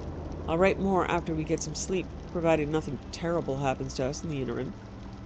We were awakened after a few hours, minutes, days of sleep by voices. There seemed to be people in the shadows of the woods, talking, whispering. You can hear them, but the voices aren't distinct enough to make out any actual words. Or maybe it's just a language that none of us have ever heard before. I'm not sure. Every so often, though, we clearly hear something that sounds like a cry for help. Every time we hear that desperate cry, we think of our missing allies. They could be some of them lost out in those dark woods. They might be hurt or in danger, or, well, anything could be happening in there. Gamu and I have decided to head into the forest and find the source of those pitiful cries. I'm going to leave my journal here in case any other members of our expedition come across this camp. We'll try to leave a trail so you can follow our path. We're going to head west and then southwest, so follow after us if you can. Here's something else you need to know. Camus discovered that if you touch one of the wisps that float along the trees, you glow and get a temporary source of light. Perfect for finding your way through these shadowy woods. I suggest you make liberal use of the wisps if you're going to try to meet up with us. Well, it's time to go. I hope to see you soon, and may the Eight watch over us all. Oh, I remember this wisp thing. I do not like this quest. Alas, at it I doth suck. You could craft something nice with that. Glad you're in Coldharbour with me, Sharp. That came out wrong. These swords, they must be a clue. Now where did those fools run off to? This sword appears to have been deliberately placed so its blade points in a specific direction.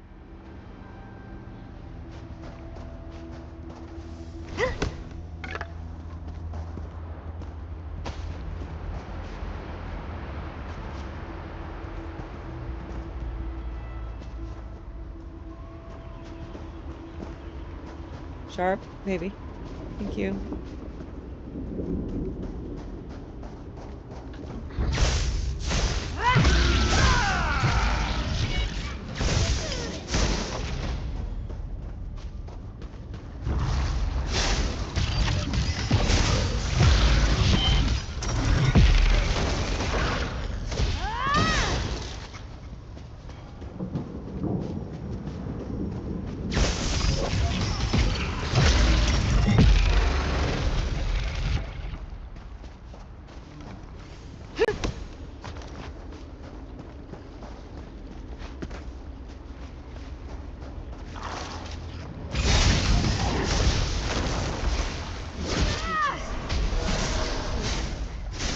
Changes.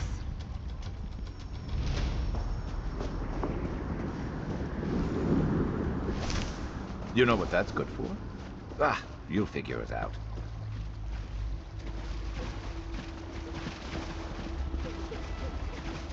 By Ifra's hairy feet, you outsiders just keep showing up. I'm looking for my allies. You and everyone else in this forest, it seems. My clan has already declared your allies to be trespassers. You don't want to know what we do to trespassers. The Shadow Walkers will catch them. They always do. So they're gonna kill them? Does a fuzzy newt goat have 7 toes? Don't look at me like that. It's a perfectly appropriate analogy. Anyway, I hope I reach them before the hunters do. Otherwise, your allies don't stand a chance. Why do you want to find them? Because I'm tired of seeing people get hurt. Ugh. Things need to change around here. We've already spent way too much time talking about fuzzy newt goats. I really need to get moving. How are you going to find them? Have you noticed the swords left near these campfires? I think your companions are trying to tell us something. I'm going to keep looking for them. If I can reach them before the hunters, they might just get out of this forest alive. Keep your eyes open and your weapon ready. The shadows here are not your friend.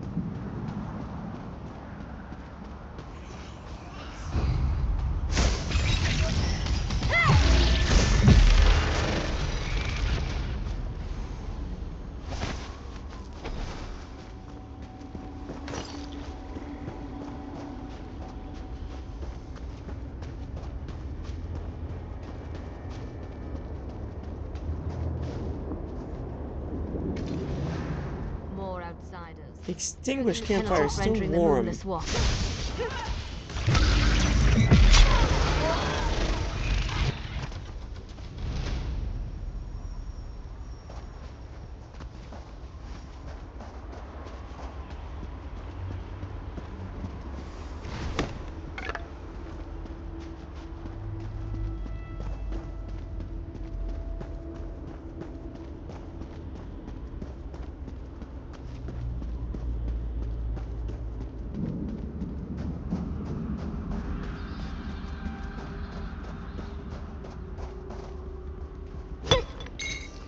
Better overstocked than under.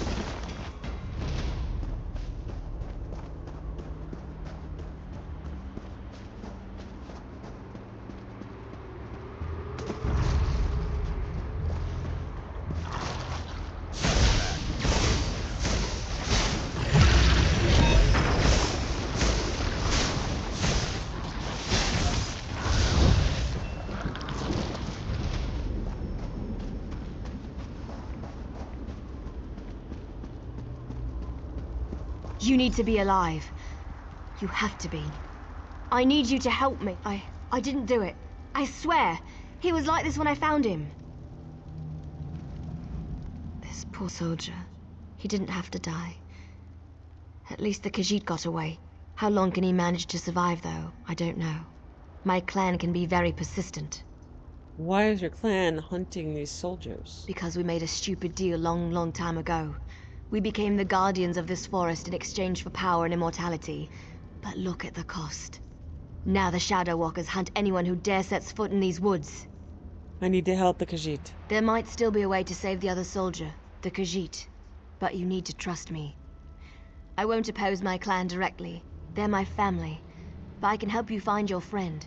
I just want to make sure no one else gets hurt. What do you want me to do? The Shadow Walkers use runners to search the forest, but you'll never see them. They become one with the shadows, all but invisible when the clan is on high alert. There is a way to see the runners, though. How can I see these invisible runners? You need to collect the bark of a Spriggan. The bark's magic allows the creatures to... how should I put this? Feel their way through the dark woods. Infuse the bark with the wisps of light, and you should be able to spot the runners. I have the bark already. Just scrape a bit off the top end. There. An old trick I learned living so long in this dreadful place. My friends thought it was funny to hide from me, so I'd use this to see them. It also has an interesting side effect. Side effect? While it allows you to see anyone hiding in the Shadow Realm, it also masks your presence from them. I've used this method to avoid patrols and sneak out of the forest. It really works. But remember, the effect is temporary. It doesn't last long. So how does this work? Touch the bark to a wisp of light, and then cross the bridge. The runners are searching for the remaining soldier. When you spot a runner, follow him. He should lead you right to your friend. And if the effect runs out, just touch another wisp. Okay, this quest, when it... okay, there's the bridge. I'm going to find the wisp. I believe they updated it, so it's not as miserable as it was. You can run to the final location. I believe you can just run straight there now instead of trying to do this, which is, it really does not last very long, and the NPCs are notoriously not here.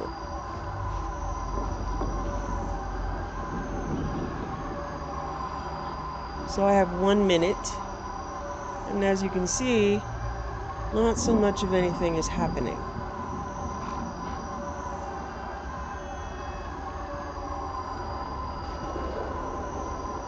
Alright, I'm gonna go up here and collect this. Then I'm going to try to cross the bridge after I activate it.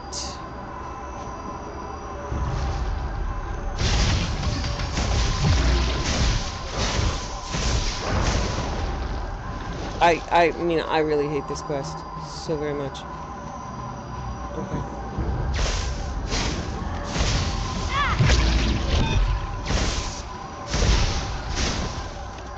The runner is supposed to be able to take you there, but it's just notoriously buggy. And not so much with the fun.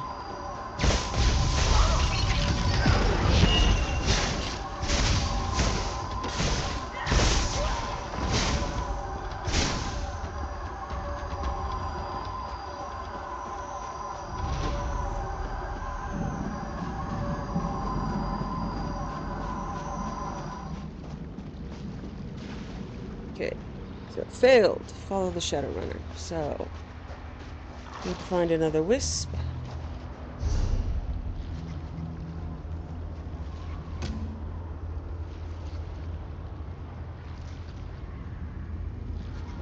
Okay.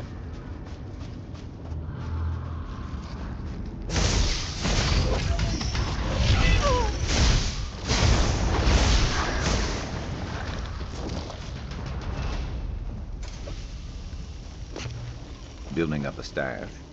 Good thinking.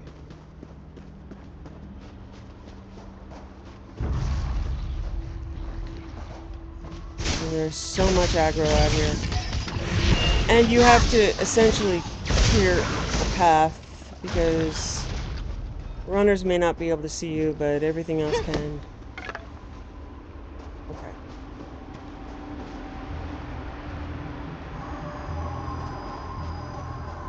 Okay. So, by the bridge, they say other side of the bridge. So she was on that side. You would think that this is the side where you do the thing. It is buggy and unclear.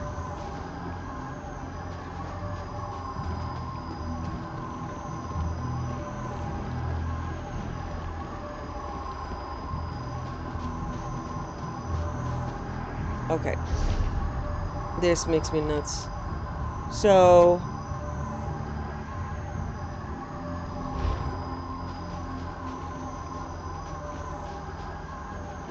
So as you've seen, I am invisible. I should be able to follow a Shadow Runner. But there aren't any.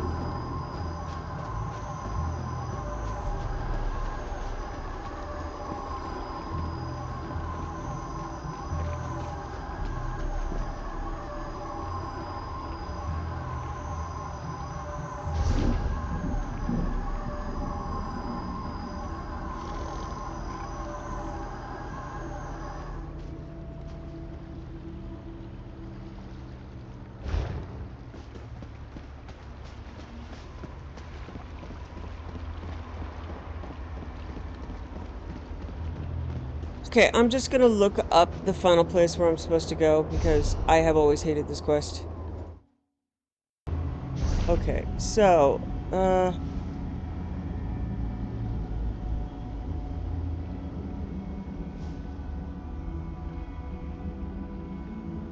alright,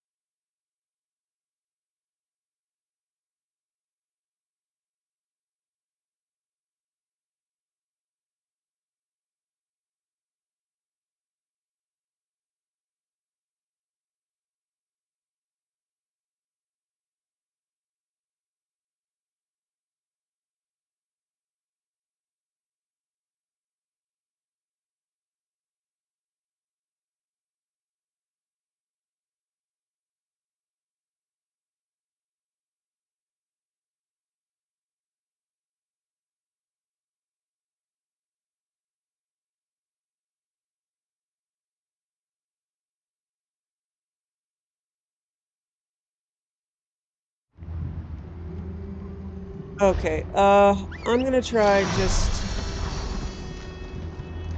going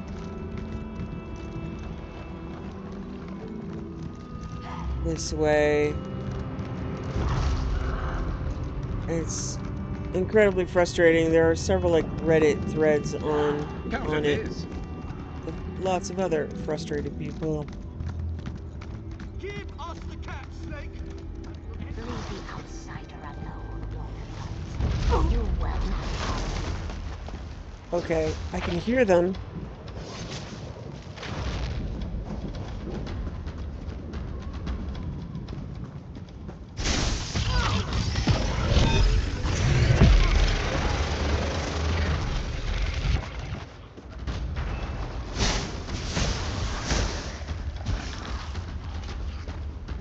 Okay. I can hear them. So we're close. It is this building. Useful. Hold on to that.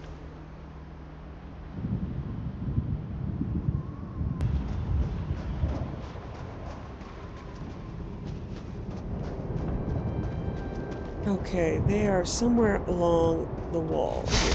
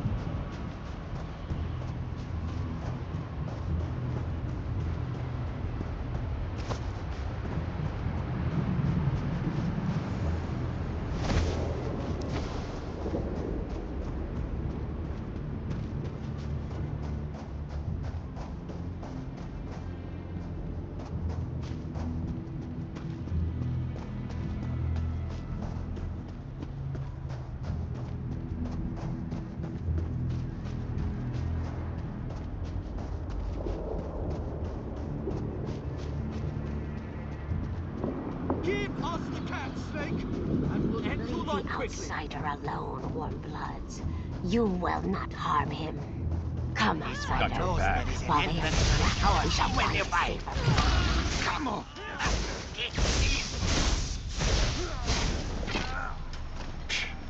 Easy. Okay, so for future reference, it's pretty much center, facing east of this structure.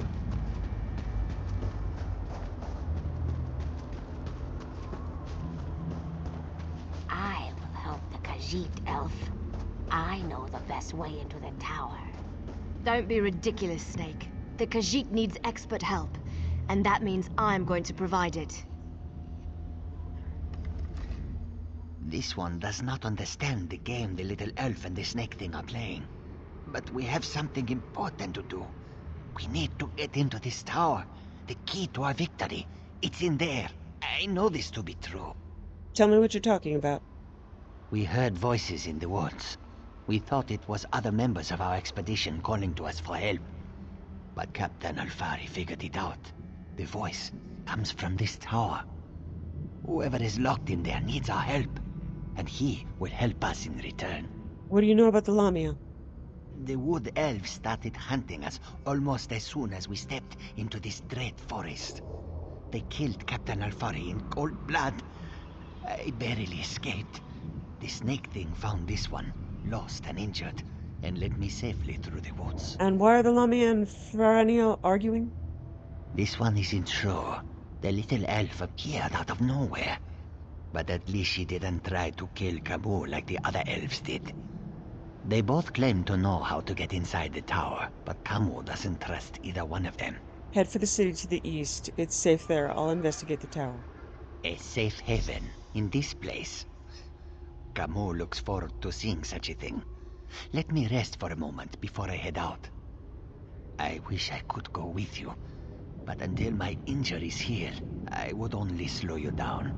Good luck, my friend. You have any advice before you head to the city? This one doesn't know very much about this area, but this one always has opinions. Ask what you will, and I will answer. It's the least I can do. What do you know about the Wood Elves? The little elves are ruthless killers. They call themselves the Shadow Walkers. As far as this one can tell, they hunt and kill anything that enters these dark woods.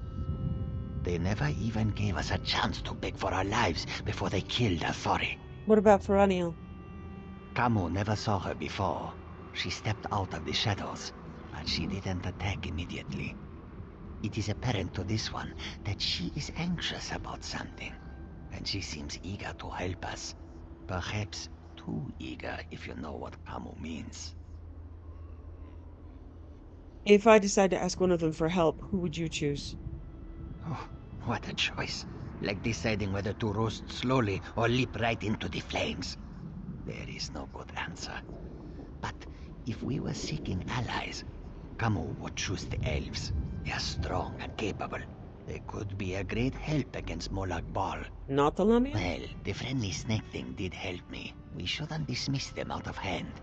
They lack organization and fighting skills. But Camus can't deny their ferocity. Perhaps they are worthy of consideration as well. What do you know about the Lamia? When we were searching the woods, we ran into a few snake things. They attacked us when we got too close.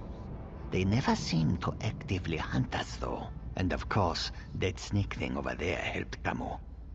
I did notice something else, however. What was that? When we were resting at one of the campfires, a group of snake things rushed toward us. But they didn't attack us. They charged the elves sneaking around our camp. The two groups don't seem to like each other. They may even be at war. We shall help you enter the tower, but first you must help us against these foul wood elves. Do not listen to their lies. They murder our children for no reason. Please, you must help me save the little ones. The wood elves are killing your children? We never asked to be dragged into Coldharbour. We never made a deal with the Daedric Prince. But ever since we got here, the wood elves raid our nests and slaughter our children. This cycle of murder needs to end. Why do you need me? You are a hero. You stride through Coldharbour with confidence, and not even the wood elves can touch you. You can win this battle for us, and we will be in your debt. We will show you how to enter the tower, even help you in your mission. What about the wood elf and her people? They are monsters. They destroy our eggs and slaughter my people. If you aid the wood elves, we can never trust you. The Lamias are powerful. We would be of great help to you, but only if you help us end our war with the wood elves. I need to talk to Feraniel first. I know you can't forgive my clan for what it's done, but they adhere to an ancient promise that will never come to pass. I can help you, though. No one knows that tower better than I do, but I need to ask for your help in return. It's important. What do you need my help for? You have to help me convince my clan to break this ages-old agreement. We've guarded these woods and that cursed tower, assuming that one day Molag Bal would reward us and let us return to Valenwood. But that's never going to happen. How can I change the minds of the Shadow Walkers? Like me, you've been outside this forest. You know about Molag Bal's plan. You know about the plane meld. You have to tell them that our agreement is worthless. How can we ever return to Nirn if Molag Bal destroys it? What about the Lamia and her people? Those monsters. We've been at war with them for ages. My people will never listen to you if you take their side. The Shadow Walkers are powerful. We would be of great help to you, but only if you aid me and convince my people. Okay, regardless of strategy, there is a question of, repaid favor, which, in this case, she did a favor by telling us how to get here. The Lamia did the favor in saving Camus, but in this case, her Feraniel's choices seem more selfish, and they could actually go to Coldharbour and go home themselves. The Lamia live here, have nests, and, in my opinion, need to be protected more, so I will side with them. We shall help you enter the tower, but first you must help us against these foul wood elves. Do not listen to their lies. We never asked to be. You are a hero. Very well, I'll help you. You will? We have waited such a long time for someone to aid us in our struggle. You have made me very happy, outsider. Now we can get our children back. Now we can have our revenge. The vile and ruthless wood elves smash our eggs just because they feel threatened by our numbers. They even hold some in their dwellings, using them as hostages against us. This is not a way to live. We must get our eggs back. Where are the wood elves keeping your eggs? They keep our eggs in their camps, holding them to keep us docile. They force us to stay near our own nests, hunting us down if we wander too far. We want our children back. We need our eggs. If I rescue your eggs, you'll show me how to get into the tower? The tower. Yes, the tower. We will help you with that, and so much more. But all of our eggs must be returned. I'll recover your eggs. They hide our eggs in their filthy camps. You must enter their homes to rescue our children. But be very careful. Such an intrusion will result in great pain and death if they catch you. How do I return the eggs to you? I will find you near the wood elves' camp. I have ways of moving through the forest unseen.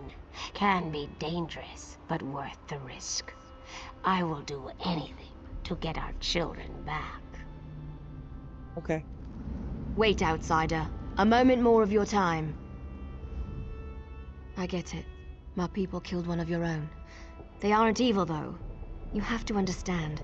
We signed a pact to protect this forest. The Shadow Walkers believe that if they fail to honor that agreement, we're all doomed. You tried to kill me, too. Well, yes. I can't argue with that. I understand why you'd want to side with these creatures. I also know you need to get their eggs back. But my people don't need to die while you do it. Recover the eggs, but don't hurt my people. You're asking for a lot. I'm not asking for anything you can't do. And I'll go with you when you're done, to help. Have been planning to leave anyway, so now's as good a time as any. You can use me, just don't kill any Shadow Walkers. Please. And how do I get into a camp full of wood elves without killing any of them? The Shadow Walkers watch the forest, but they're too confident. They leave our camps practically undefended. You could sneak in, get the eggs, and get out. You can do it. I know you can. Please, just consider what I'm asking. Okay. Well, this is a horrible place to end. Let's try to find... Well, at least there's stuff to gather. Look! Void Stone! Building up a stash. Good thinking. Sharp likes it. Yeah, Coldharbour is a little, that. I like the color scheme. But again, it smells horrible. Thank you for joining me.